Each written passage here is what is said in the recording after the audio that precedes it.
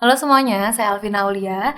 Sesuai dengan materi kita sebelumnya yaitu top-down parsing, seperti saya bilang, untuk top-down parsing kita harus menghilangkan left recursive dan left factoring. Maka di materi ini saya akan menjelaskan bagaimana caranya untuk menghilangkan left recursive dan left factoring. Menghilangkan left recursive.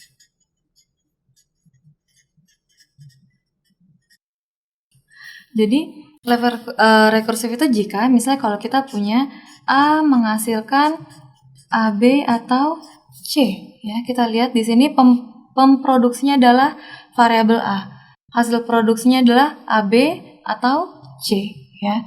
Yang dinamakan left recursive itu jika dia syaratnya adalah jika dia minimal punya satu alfa dan satu beta. Ya, jadi sekarang kita kenalan dulu nih. Alfa itu siapa, B itu siapa.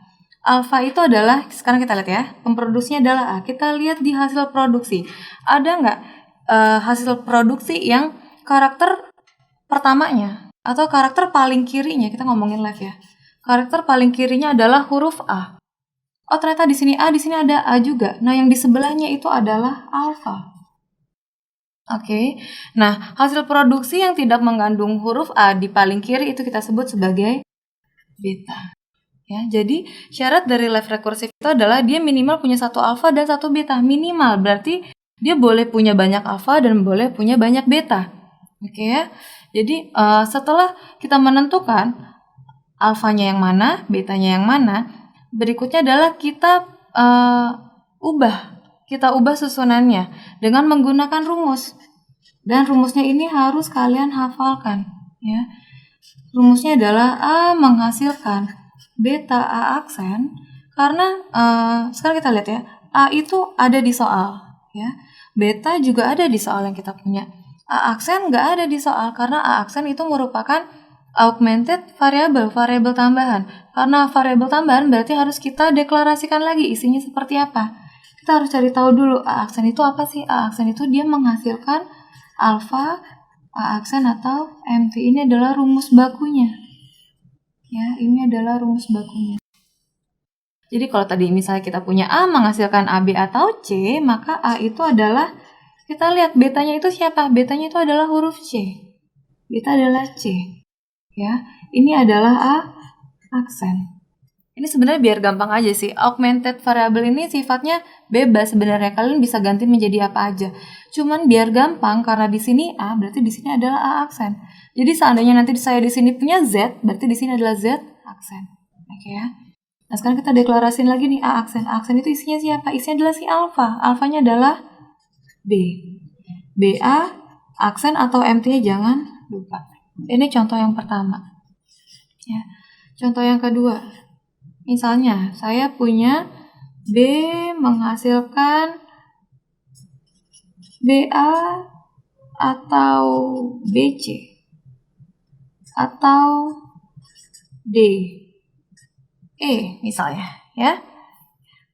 Sekarang kita cari tahu dulu alfanya mana, betanya yang mana. Di sini huruf B, ya. Berarti kita lihat di hasil produksi yang karakter paling kirinya adalah huruf B, berarti BA sama BC. Berarti A ini adalah alfa. Di sini juga C adalah alfa. Nah, buat ngebedain ini adalah alfa 1, ini alfa 2. Oke ya.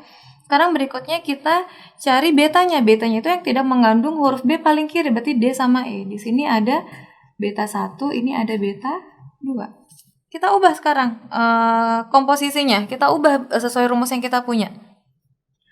B menghasilkan beta. Beta kita ada 2. Ada beta 1 sama beta 2. Kita kerjain dulu yang beta 1-nya. Berarti DB aksen.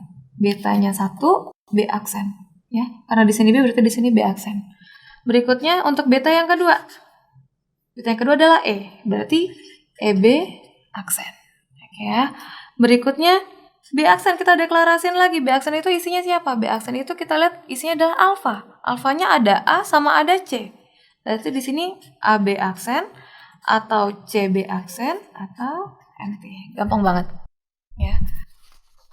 Sekarang kita coba soal ketiga. Soal ketiga. Ya. Misalnya saya punya D menghasilkan AD atau B. Ya. Kita lihat pemproduksinya adalah huruf D, tapi alfanya yang mana?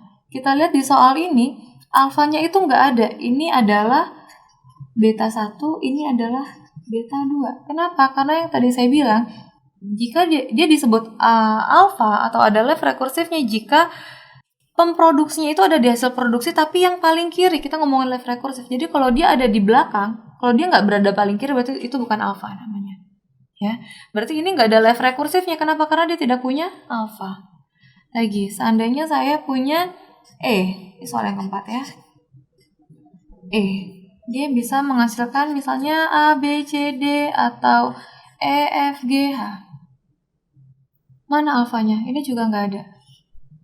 Ya, ini adalah beta 1, beta 2. Lihat ya, yang jadi beta itu adalah semuanya satu keseluruhan. A, B, C, D itu adalah beta 1. Jadi kita bisa bilang ada beberapa beta jika dia dipisahkan oleh tanda atau ini. Ya, berarti ini juga nggak ada left rekursifnya. Yang terakhir, misalnya yang saya punya adalah F menghasilkan FA. Ini juga nggak ada left rekursifnya. Kenapa? Karena dia punya alfa, tapi dia nggak punya beta. Tadi syaratnya adalah minimal dia punya satu alfa dan satu beta. Oke, sampai sini. Berikutnya materinya adalah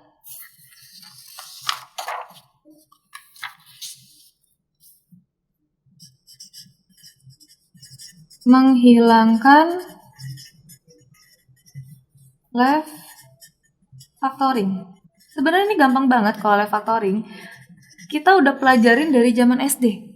Misalnya ya, contoh sederhana banget. Kalau di SD itu kita belajar di matematika, seandainya saya punya 5x ditambah 5y. Oke, ini boleh saya tulis jadi 5x plus y, benar ya? Kenapa boleh ditulis kayak gini? Karena dia mempunyai faktor yang sama, yaitu si 5. 5-nya sama faktornya sama, berarti dia boleh dikeluarin. Nah, gitu juga dengan grammar. Jadi seandainya saya punya A menghasilkan AB atau AC atau D, ya kita lihat di sini ya. Karena kita ngomongin left lagi ya, kita masih ngomongin left. Berarti yang boleh sama itu hanyalah karakter paling kirinya. Lihat di sini A sama-sama huruf A, ya. A-nya berarti boleh kita keluarin. Sisanya siapa? Sisanya adalah B atau C atau D, ya. Yang dalam kurung ini kita misalin biar gampang, karena di sini A berarti di sini A aksen. Sebenarnya ini bebas, mau dimisalin jadi apa aja itu bebas. Tapi biar gampang aja, di sini A, di sini A aksen. Berarti seandainya di sini saya punya Y, di sini adalah Y aksen. Sekarang kita tulis lagi. A menghasilkan AA aksen atau D. Karena A aksen adalah augmented variable, berarti kita harus deklarasiin lagi. A aksen itu isinya siapa? Isinya adalah B atau C. Oke ya. Ini contoh yang pertama. Contoh yang kedua. Misalnya kalau saya punya B menghasilkan AB atau CB. Ya.